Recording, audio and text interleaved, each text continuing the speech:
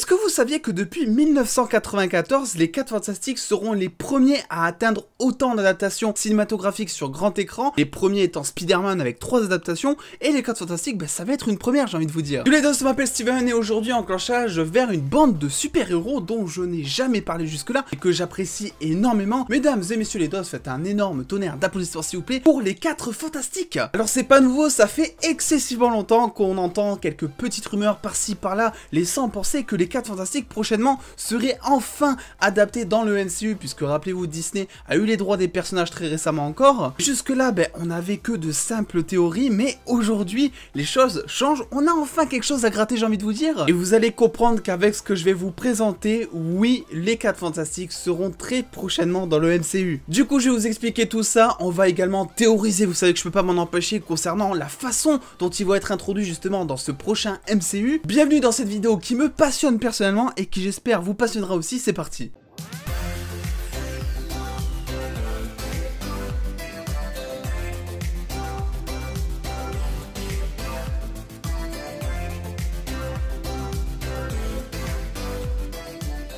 Après un film sorti en 1914 que je n'ai pas pris le temps de regarder honnêtement, les 2 films et sûrement les plus connus début années 2000 qui ont fait connaître l'équipe au grand public, et un dernier reboot en 2015 qui se prend autant de critiques négatives que le film Venom, mais que honnêtement j'ai tout bonnement apprécié aussi. Il est temps pour Mr. Fantastic, la femme invisible, la chose et la torche humaine de rentrer prochainement dans la cour des grands, puisque leur arrivée dans le MCU est déjà planifiée par Marvel Studios. En août dernier, Charles Murphy, le scooper du MCU, a trouvé quelque chose de très intéressant. Disney a enregistré 2 nouvelles sociétés de production. Alors c'est un petit peu ce qu'ils font généralement quand ils produisent un film, ils créent entre guillemets une espèce de nouvelle société de production on va dire. Vous pouvez les retrouver d'ailleurs du nom de Solve Everything Productions et Gradfed Productions. Et même si ça peut paraître des noms totalement random, on sait que Marvel Studios adore donner des noms de projets en rapport un petit peu avec leurs comics. Récemment on a appris que le titre en interne du film Marvel Eternals qui est censé sortir normalement le 5 novembre 2021 était nul autre que Olympia, en référence du coup à la maison des Éternels sur Terre qu'ils ont dans les comics.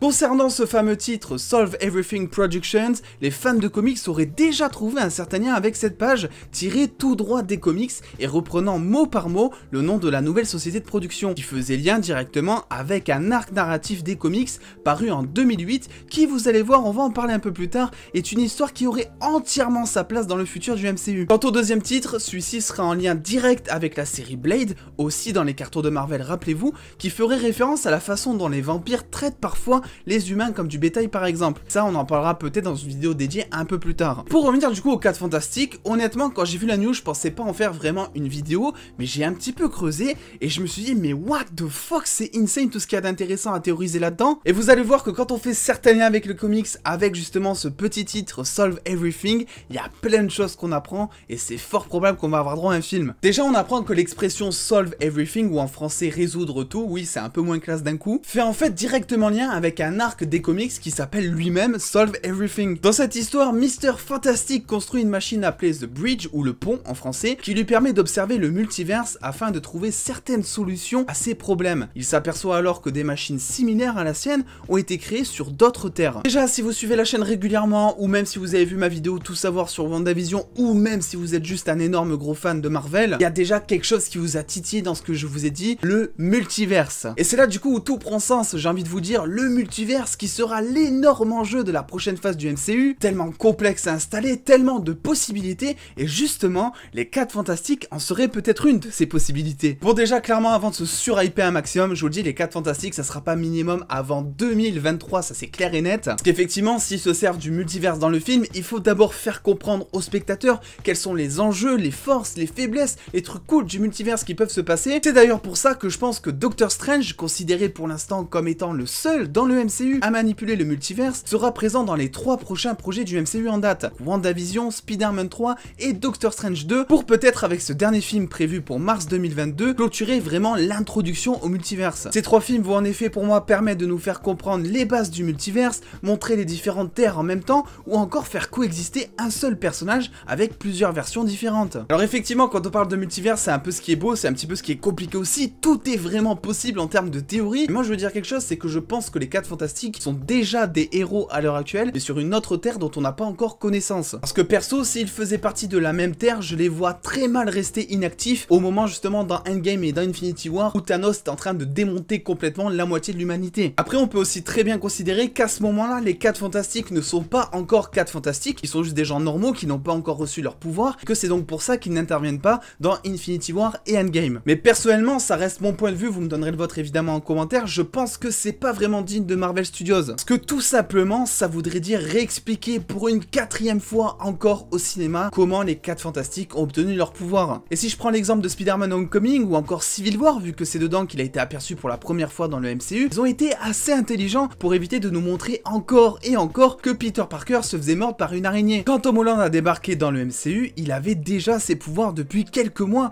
évitant alors les scènes longues et franchement inutiles, comme ce fut le cas avec les 3 premiers quarts d'heure de The Amazing Spider-Man 1. On sait par contre que Marvel Studios est assez malin et donc effectivement ce titre pourrait juste être un petit clin d'œil aux comics, mais n'aurait rien à voir peut-être avec le multiverse. Rappelez-vous, on a aussi le mode quantique qui est introduit dans Ant-Man 2, qui lui pourrait vraiment être crédible aussi pour le coup. Reed Richards étant un scientifique hors norme, quelqu'un d'excessivement intelligent, il pourrait apparaître justement dans Ant-Man 3, Hank Pym ayant besoin d'aide pour gérer quelque chose par rapport au monde quantique justement, il pourrait faire appel au cerveau de Reed Richards. En plus, cet univers ne demande qu'à être exploré étant tout juste montré visuellement dans Ant-Man 2, expliqué d'accord très brièvement dans Endgame, afin de se servir du même procédé de voyage pour remonter dans le temps. On a pu y voir en plus de ça qu'il y avait carrément des villes, des civilisations dedans, et le fait que ce ne soit pas encore expliqué me laisse penser que l'on a devant nous tout un univers également hyper complexe à traiter, et pourrait au passage donner du fil à retordre à Hank Pym, ou en tout cas assez pour faire appel à un autre scientifique, Reed Richards. D'ailleurs j'y pense, mais pour le coup ça serait hyper sympa de voir débarquer Reed Richards dans Ant-Man 3 avant justement qu'il obtienne ses pouvoirs, afin de se concentrer uniquement sur l'aspect scientifique du truc, comme ce fut d'ailleurs le cas dans le premier Avengers avec Bruce Banner, qui ne devient pas Hulk avant un long moment dans le film quand même, hein. Ça permettrait de développer le personnage le plus important des 4 Fantastiques, avant de se concentrer sur le reste de la famille dans un autre film. Dans tous les cas, même si on a de plus en plus d'indices, je demande toujours vraiment comment ils vont être introduits justement dans le MCU. J'imagine que ce sera sûrement un moment critique de l'histoire, parce que rappelez-vous, les 4 Fantastiques, on fait souvent appel à eux pour leur savoir justement, et non pas pour leur pouvoir, et dans un second temps, c'est là où ils se déplacent un petit peu sur le terrain pour faire les super-héros quoi. Du coup la question c'est, est-ce qu'ils vont vraiment avoir un film dédié, ou est-ce qu'au contraire ils vont être introduits petit bout par petit bout, petit film par petit film? Est-ce qu'on va les voir apparaître justement via le multiverse, via la zone quantique? Est-ce que ça va être totalement autre chose? Vraiment, je pense qu'il y a vraiment tout un tas de théories intéressantes à se faire là-dessus, mais je m'en remets à vous justement dans les commentaires en attendant d'avoir des news, des indices un peu plus croustillantes pour en refaire des vidéos bien évidemment, je vous tiens au courant. Bref les dos, n'oubliez pas de lâcher le petit pouce bleu si cette vidéo vous a plu et de venir me suivre sur les réseaux sociaux pour avoir des news en exclusivité et en avance. On se retrouve très vite pour de nouvelles vidéos et en attendant les dos, prenez soin de vous, faites-vous bien kiffer, des bisous les dos.